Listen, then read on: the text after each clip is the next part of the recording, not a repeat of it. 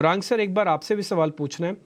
अ, हम ये मान के चले कि जी और सोनी के अंदर अब लीगलिटी नहीं रहेगी। अब तो ऑपरेशनली हमें देखना पड़ेगा कि कंपनी और कितनी बड़ी होती है। लीगल का जो हो गया वो तो एनसीएलटी ने दे दिया, लोगों ने पहले एक्सेप्ट कर लिया था, शेयरधारकों को भी पता था। ये तो सिर्फ कागजी कार्रवाई हुई है। अब तो ये चेक करना है कि कंपनी कितने दमखम से अपना काम बढ़ाती है, आगे बैलेंस शीट कितनी स्ट्रांग करती है। बिल्कुल सही फरमाया डिम्पी आपने। और मेरे ख्याल से एक तरीके से जो लटकती तलवार थी पिछले कुछ महीनों से जी एंटरटेनमेंट के ऊपर, ये जो निर्णय आया है उससे वो लटकती तलवार अब हट गई है। और अब ये निर्भर करेगा कि मर्जर के होने के पश्चात कारोबार किस तरीके से आगे बढ़ाते हैं और बैलेंस शीट को किस तरीके से मजबूत करते हैं। इसमें कोई दो राय नहीं है कि जी के पास जिस तरीके के चैनल्स हैं, चाहे वो रीजनल हो, वर्नाक्यूलर हो या फिर कोई अन्य हो, पूरा बुके इनके पास है। क्योंकि हम बात कर रहे हैं तो डिस्क्लोजर देना जरूरी होगा हमारे लिए कि हमारी खरीदारी की राय है जी एंटरटेनमेंट पर। और इस 9 या 10% की बढ़त के बाद हमारा जो लक्ष्य है वो बहुत करीब आ चुका है। करीबन 275 के आसपास हमारा लक्ष्य है। अब निर्भर करेगा कि आगे जाते हुए क्या योजना लेकर के आते हैं और क्या परिवर्तन लेके आते हैं। अगर किसी की भी तरह की कठिनाई नहीं हुई और कोई भी तरह की अड़चन नहीं आई, तो मेरे ख्याल से रास्ता तो साफ दिखता है, लेकिन कारोबार किस तरीके से आगे बढ़ेगा और बैलेंस शीट किस तरीके से मजबूत होगी, इस पर ध्यान देना ज़रूरी होगा।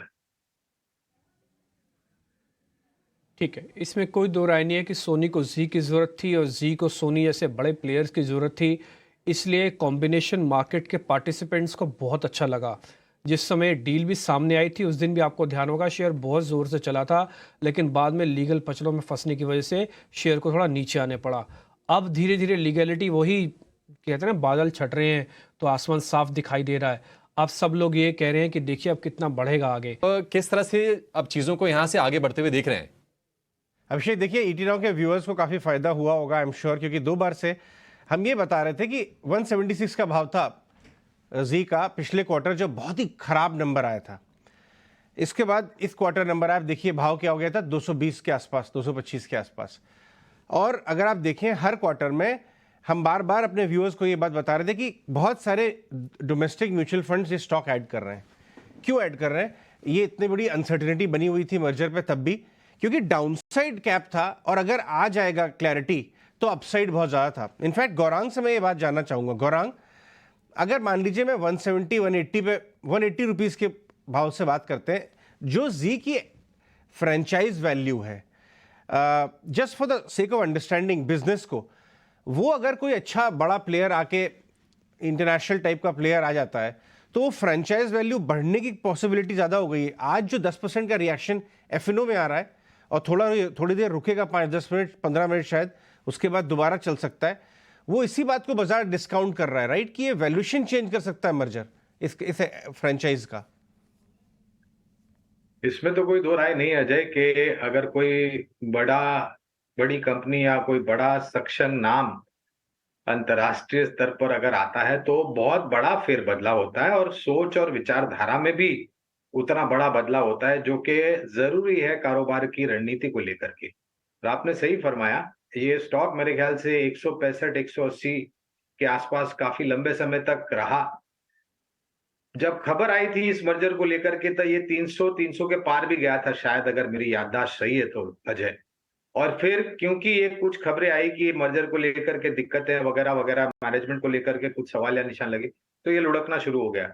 और आज ये स्पष्टीकरण आया है तो उस वजह से आप ऊपर के तरफ के दायरे देख रहे हैं। मुझे ताज्जुब नहीं होगा कि बदलाव आएगा, लेकिन क्या बदलाव आएगा अजय, वो सुनना और देखना जरूरी होगा। और वो किस तरीके से बैलेंस शीट पर परिवर्तन लाता है, क्योंकि बैलेंस शीट थोड़ी बहुत कमजोर है, इसमें कोई दो राय नहीं है। तो जैसे अभी मैं डिम्पी से भी बात कर रहा था, कारोबार की रणनीति और कारोबार को किस तरीके से आगे लेके जाना है और आंकड़ों में किस तरीके से परिवर्तन आता है, ये तीन चीज देखना मेरे लिए काफी अहम होगा। कंप्लीटली इत्तेफाक रखता हूं इस बात का गौरांग, कि इस समय इनकी कारोबार का हालत बड़ी खस्ता है। अगर लास्ट पिछले कुछ दिनों के नंबर्स अगर कुछ भी गाइड हैं, लेकिन मैं बस इतनी सी बात ऐड करना चाहूँगा कि ये जो क्लैरिटी आई है सोनी जी की, तो सोनी जो एक इंटरनेशनल कंपनी है, ये मिड टीन्स के, ये अपने खस्ता हाल की वजह से इनका वैल्यूएशन घट घट के 20,000 करोड़ आ गया था। और वॉल्ट डिज्नी को देखिए आप, ग्लोबल बड़ी कंपनियों को देखिए, बिलियंस ऑफ डॉलर्स। तो बाजार की को ये लगता है कि जो मल्टीपल इसका लग सकता है कंबाइंड एंटिटी का 6-8 महीने बाद, 10 महीने बाद, 12 महीने बाद, वो काफ़ी ज़्यादा है, हो सकता है। तो इसलिए बाजार को ये रिएक्शन आ रहा है। एक बार